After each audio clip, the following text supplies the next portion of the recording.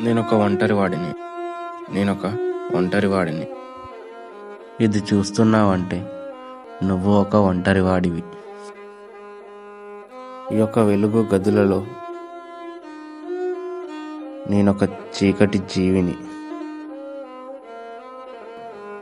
ఈ చీకటిలో వెలుగుతో పోరాడుతున్న ఒక సింహాన్ని.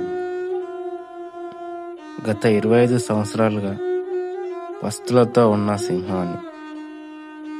ఆకలితో ఆరాటం, జీవితంతో పోరాటం అనే సామెత వింటున్న వేళ వచ్చింది ఒక మెసేజ్.